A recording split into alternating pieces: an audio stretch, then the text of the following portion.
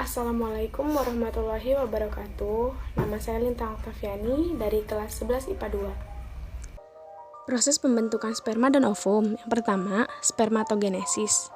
Berawal dari spermatogonium yang berkromosom diploid atau 2N, pada fase ini disebut fase penggandaan.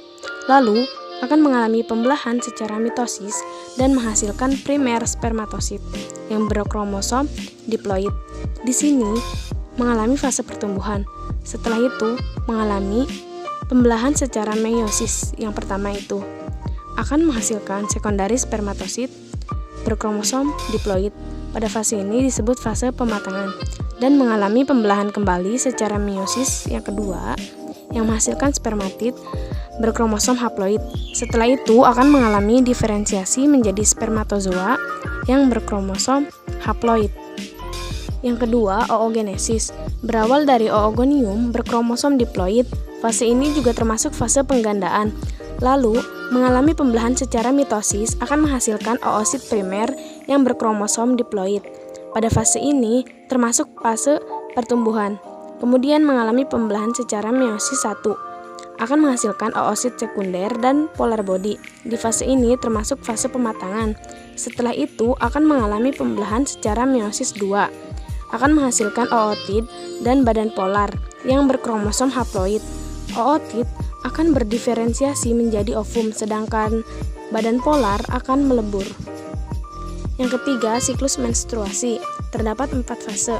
Pertama, pada saat menstruasi, yaitu selama darah keluar. Setelah menstruasi akan mengalami fase folikular. Setelah itu mengalami fase ovulasi, kemudian mengalami fase luteal atau penebalan. Saat menstruasi, kelenjar pituitari akan berkaitan dengan hormon gonadotropin yang akan merangsang hormon FSH atau LH.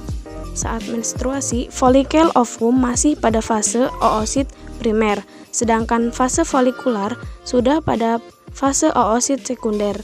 Pada fase ovulasi, bahwa folikel telah siap mengeluarkan ovum untuk siap dibuahi oleh sperma. Setelah fase ovulasi, akan masuk fase lutea. Di fase ini, apabila ovum telah berhasil dibuahi oleh sperma, ovum hasil pembuahan akan menempel pada dinding rahim dan berkembang menjadi janin. Sedangkan ovum yang tidak dibuahi oleh sperma akan luruh bersama penebalan dinding rahim berupa darah menstruasi. Hormon yang bekerja yaitu hormon gonadotropin akan mensekresi hormon FSH yang akan merangsang produksi hormon estrogen. Hormon ini akan merangsang sekresi hormon LH. Jika LH meningkat, hormon FSH-nya akan menurun. Perubahan dari jumlah tersebut merangsang terjadinya ovulasi. Setelah ovulasi, hormon estrogen juga akan merangsang sekresi progesteron yang akan menyebabkan terjadinya penebalan pada dinding rahim. Wassalamualaikum warahmatullahi wabarakatuh.